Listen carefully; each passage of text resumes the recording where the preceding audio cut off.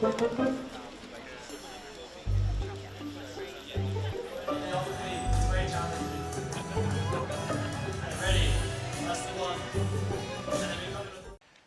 following a meeting with the Health Secretary James Murray this afternoon, we were hoping for an improved offer to resolve our jobs and our pay disputes that we have for resident doctors with the government. Sadly, there was no further details on a jobs package, and there was no additional investment offered towards restoring the lost value of our pay, and therefore after 6 weeks of conversation since the last round of industrial action, we feel like we have no choice but to announce further industrial action, which we do believe is not inevitable, and we are asking for further discussions and further negotiations to try and avert further industrial action in June. How can you possibly justify yet more disruption to nations? So right now, as it stands in May, we still have doctors who are not employed in August. We have doctors who are desperately chasing too few jobs in our NHS at a time when corridor care in May is still happening in multiple accident and emergency departments across the country. We've asked for details as part of a jobs package to prevent those resident doctors from potentially going jobless in just a few months' time, and those details have not been forthcoming, and that's in addition to the fact that we're going to see likely thousands of doctors leave our NHS to go to different industries and to go to different countries across the world because they are undervalued after well over a decade's worth of pay erosion. We've outlined several areas today which aren't all pay. Some of them involve the jobs aspect of our dispute to the government, where we could negotiate on to come to a negotiated settlement. Like I say, I think the key thing from our point of view is that we are ready and willing to negotiate. We've been trying to do so for the last 6 weeks to avoid any more further industrial action, but sadly the government have not been forthcoming with a different offer. There has been no additional investment, and therefore we feel like we have no choice. If the government haven't listened for the last 6 weeks, despite what we thought were constructive negotiations, we have no choice but to call further action. Are you still asking for another 20% or more in paper? What we're asking for is a restoration of that lost value in pay. You know, what we're asking for is a reversal of that which was an erosion over a decade. We are asking for an inflation-busting pay rise to recognise that lost value. That is larger than a lot of people in the public sector faced. Resident doctors faced some of the largest pay erosion in the public sector. We're asking for a reversal to that. Nobody's asking for that in one go. Nobody's asking for that overnight.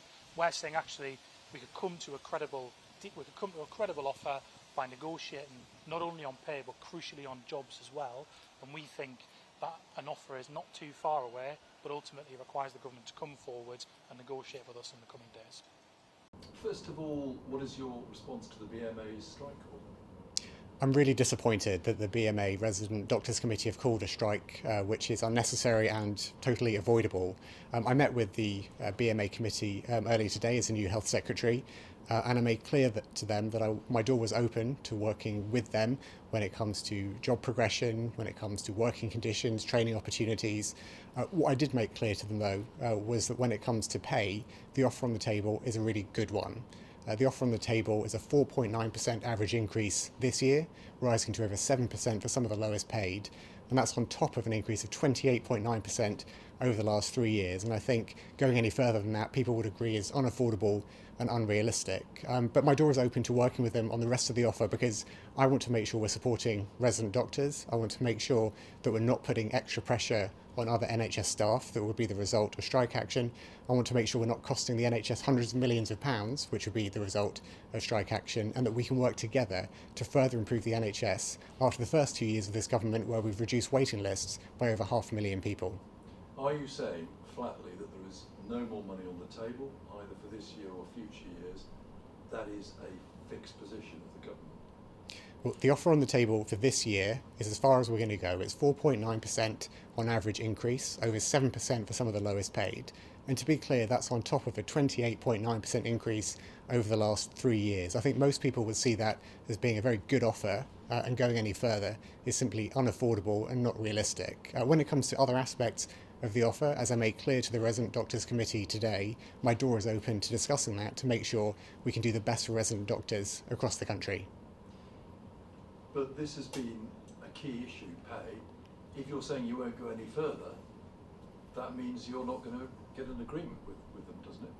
Well, I think most resident doctors would look at the offer on the table, a 4.9% increase this year, over 7% for some of the lowest paid, on top of 28.9% increase over the last 3 years, and see that that is a good offer. Going further is simply unaffordable and unrealistic. But as I made clear to the resident doctors committee from the BMA today, I'm very happy to discuss other aspects of the deal which I know matter to resident doctors, whether that's job progression, working conditions, training opportunities, and so on, because we want to support resident doctors and the really important job they do across the country. So you're saying that they want pay restoration. You're saying even something over the next few years that goes some way towards that is just not on the table. Is that right? Well, what is on the table is an offer of 4.9% average increase this year, over 7% for some of the lowest paid, and that comes on top of a 28.9% increase over the last 3 years. I think most people would look at that and realise that is a significant increase in resident doctors' pay. So I'm very disappointed that the BMA Resident Doctors Committee have decided to call strike action rather than engaging on some of the other aspects of the deal on the table, whether that's working conditions, job progression, training opportunities, where I said my door is open to have conversations about strengthening the offer to their members. You're prepared to strengthen the offer, are you, on training posts, or is that what you mean? So the offer is about more than just pay, and I've made very clear that in terms of the funding, we cannot put more funding in because it would be unaffordable and it's simply unrealistic to go beyond what is already a very strong offer. There are many other aspects of the deal which I know matter to resident doctors, whether that's job opportunities, working conditions, training possibilities, and I've said I'm very happy to discuss how we can strengthen those aspects of the deal to make sure it meets what resident doctors across the country need. So how many training posts are potentially on offer at the moment, and how much further could you go on that? Well, we already offered in the previous time that we spoke to resident doctors 4,500 extra jobs over the next 3 years. To be clear, we timed out on offering the first 1,000 of those earlier this year, but the offer of 4,500 specialty jobs over the next 3 years is still on the table, and we want to make sure that we can progress with strengthening the NHS, working with resident doctors to do so. Just a couple more. Patients, what's your message to them? I don't think patients want to see these strikes go ahead. I think patients want to see us as a government working with doctors to improve the NHS in the way that we have over the first 2 years since we were elected, getting waiting lists down by over 500,000.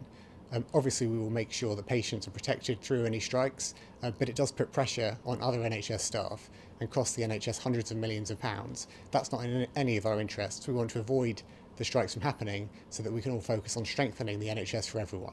Won't this run and run? With deadlock, won't it just go on, this dispute? Well, I've made very clear my door is open to the BMA Resident Doctors Committee to discuss other aspects of the deal apart from pay. I've explained why the offer on pay is very strong and why going any further is simply unaffordable and not realistic. But I've made clear to them that they can avoid these strikes going ahead by continuing the conversation with us about strengthening the offer and making sure it meets the expectations of resident doctors across the country. And just finally on another topic for the pool, what do you make of Tony Blair's comments that the government doesn't have a coherent, worked out position? Well, I simply don't agree with that. We were elected 2 years ago to change the country, to improve public services, to make people feel better off. And look at what we've done in the first 2 years. We've got the fastest growing economy in the G7. We've got waiting lists in the NHS coming down by over 500,000. We've got free breakfast clubs rolling out in primary schools across the country. All of that is really important progress. Now, do we need to do more, and do we need to do it more quickly so that people can really feel the change in their lives? Absolutely. But we started on our work of delivering against what we promised people we would do.